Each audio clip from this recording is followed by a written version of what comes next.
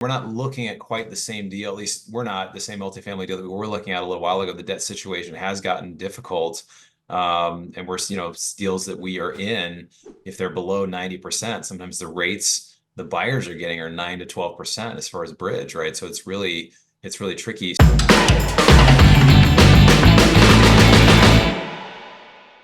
I think it's really interesting. It's very counterintuitive, right? The best time to invest is the time that a lot of people don't want to invest. I mean, looking back, the best time would have been between like 2008 and 2011 or whatever. It was a great time, but a lot of people were not interested in it. Or if like lately people have had capital calls or losses or it's actually the deals have gotten a lot better. But 2 years ago when we were raising, millions of dollars or tens of millions of dollars almost immediately, it actually, looking back, was a time of higher risk. And so what we try to tell investors now, and this is one of the reasons we've done, we're still looking at multifamily. We're still open to, there's some situations that make a lot of sense, but we've also looked at other investments that are real cash flow investments. And I feel like when you have a cash flow investment that cash flows from day one or very quickly, it reduces your basis because you're able to start getting money back very quickly. And so that's why you're looking at businesses or car washes or ATMs or oil and gas or other things that can cash flow a little easier. I think those are a little bit of an easier sell now. And I think what a lot of people don't realize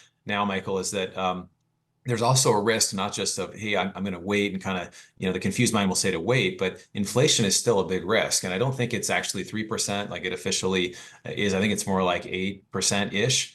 And so if that's the case, you're losing money just sitting there. We've seen that over the last 3 years. I mean, prices just about for groceries, just about everything seems to have just about gone up 50% in the last few years. So I think it's always important to kind of keep open, keep looking, to kind of realize, Warren Buffett's quote of "be fearful when others are greedy and be greedy when others are fearful." The best opportunities come when it's not a popular time to invest. Yeah, it reminds me a lot of 2008. Honestly, it's in 2008, 9, no one was investing, right? There was blood in the streets, and that was the best time. That's when I started flipping houses because I saw the opportunity, and I was like, I flipped as many as I could. I should have gotten an apartment building. So I didn't know any better at the time, but I think we're in a similar position right now, and I think the sophisticated investor must tell the difference between deals that were bought 2 years ago and deals that are being bought right now. Garrett, what do you think about that? The reality is that we saw the defined peak, right? So the defined peak was literally sometime between February and March of 2022. We saw it kind of get to the highest pricing that it's ever been. And so from that, you can look at that and be like, okay, well, it's coming down from here. Now we don't know where the bottom is. But we know that deals oftentimes, just in general across the market, at least in our industry, multifamily, are down 30, 40, sometimes 50%, depending on where you're purchasing. Cap rates have blown out to between 6 and 7%. So you can pinpoint that exact moment in time, which I think is super important looking ahead. Now, the problem is people are going to be getting burned along the way. From there was this huge frenzy. Everybody got in. Those people are going to start getting burned. So they're going to be skittish. They just took a loss, or they took a partial loss, or whatever it was. They didn't make any money, lost money. So getting them to understand this and come back and kind of double back into it. That's what I'm curious, Bronson. What does that messaging look like for you? Yeah, I think well, I think the big thing, and this is something I heard from Michael over the years too, is just, in any market, there's always opportunity. And I think that, we're not looking at quite the same deal. At least we're not the same multifamily deal that we were looking at a little while ago. The debt situation has gotten difficult. And we're, deals that we are in, if they're below 90%, sometimes the rates the buyers are getting are 9 to 12% as far as bridge, right? So it's really tricky. So the situations I think we look at are, if there's some sort of loan assumption thing that we got 8 years left on a fixed rate thing, or, you can get it 3 or 4%. Some of those things are interesting, but those are, they come with a premium, and those are hard. And there's actually would have been a business there, right? Of just having fixed rate debt and then being able to, have people assume those and sell them off. But yeah, I think it's definitely changed. I think that, we are seeing in the pricing where, in Atlanta, we have a property there, and one of the brokers was saying from the peak in 2022 to now, the pricing for that exact same property has gone down 42% in this one submarket of Atlanta, right? Mm-hmm. That's brutal. Like, no matter what you do, it's like that's a really hard thing to work from. But then again, I mean, the plus side of that is prices are down 42%. And what happens if rates are a little higher now? You get into something now, it's better. Your buying price is fixed, but you can always refinance later into a lower debt, right? So that's what we're wondering. Everybody's kind of wondering, will rates come down? They're starting to come down a little bit. Will they come down next year? Will the Fed lower? We're not sure, but it's something to consider. Yeah, I mean, look, I mean, the properties that are in trouble right now are typically the floating rate bridge loans, right? And people are like, "Whoa, why did you do those? Why did you?" Well, the simple answer is, well, you couldn't. You have to use a bridge loan to get into if you're going to do value add by definition, Yeah. right? So there really wasn't any kind of way to avoid it. As the only way to do it, right? And so. But that's what's creating the problems right now. It's all anything related to construction. All construction projects that were bought with floating rate debt is, and it's very frustrating for me and a lot of other people that you are not really rewarded for good operations in this particular regard, because when you have interest rate caps expiring, even if you're at 93% occupied, it's not going to solve the problem. But you still have a massive problem. You're running out of cash. You don't have the cash to extend, and your exit now is very limited. And so, Yeah. from an operations perspective, that's super frustrating. Yeah. Yeah, you have to make moves, actual capital market moves when the capital markets are in the dumps, right? And so, and anyone that was doing a project, construction project, you had a short-term loan essentially to get that done.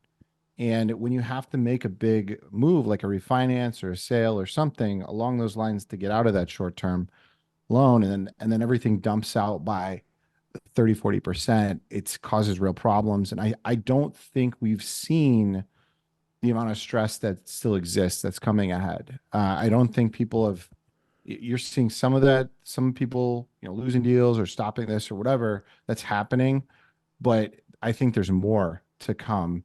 And, it's challenging to predict exactly what the future looks like if you're going to buy deals right now too, on that side. What exit caps are you using? All those things.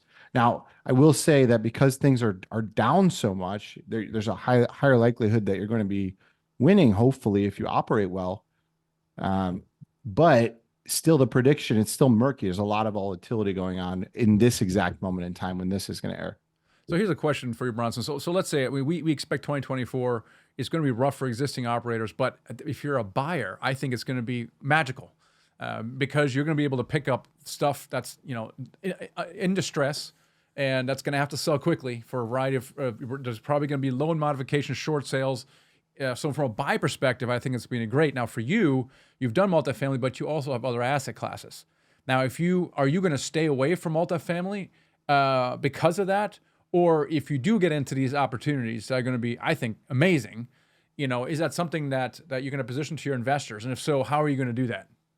Yeah, I think it's really interesting. I think this is something we talked about when we worked together. Is I remember having a conversation with Garrett and be like, how much money do you think we can actually raise? Like it's like the unpredictable thing. You never know, right? And I approach it from a capital raiser side. It's like, well, if I raise for multifamily, how many can I raise 1 million or will it be 5 million? It's hard. It's really hard to know. So I think, in general, you can present if a deal makes sense, if it's a good deal, if it's conservative, you like it. I think a lot of investors these days are, anything bridge debt or value add is people are a little more cautious about. There's, we've looked at some senior housing or, senior assisted living kind of stuff that looks at new construction that looks interesting. There's other stuff out there that's great. I mean, we're if the deal makes sense and it's with a great operator, we're definitely going to consider it.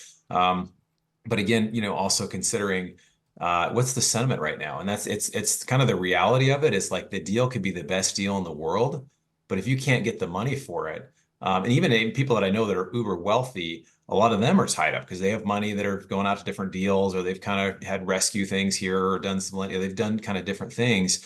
And so it's just something to consider. I think that there will come a point where it's just, we'll look back, I think, on this time and say, man, there were some great deals out there right now that we just weren't able to take advantage of because it's hard to get the lending. But I do find with investors that are very sophisticated, some of the family office, more of the private equity, the bigger groups, they are going pretty heavy into multifamily now because they see the opportunity, right? So retail investors, and I think you've talked about this, Michael, as well, of like, oh, it feels painful, so therefore multifamily is bad, versus like, well, no, like this deal maybe not have gone well, but it's actually a really great time with lower risk and a better long-term outlook right now. But it's the contrarian. You have to, as an individual, you've got to just go through that process and say, okay, well, what really is the risk right now? But one reality kind of on the other side of that is the wealth effect. People feel less wealthy, most of the people investing in multifamily, than they did 6 months, a year, 2 years ago. So those are just considerations. I'm not saying, I think people that are savvy investors will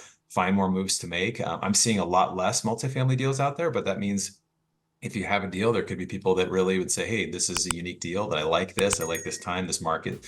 And so I'm definitely bullish on it. I think it's just finding the right deal that makes sense, and you see that there are low risk parameters in it.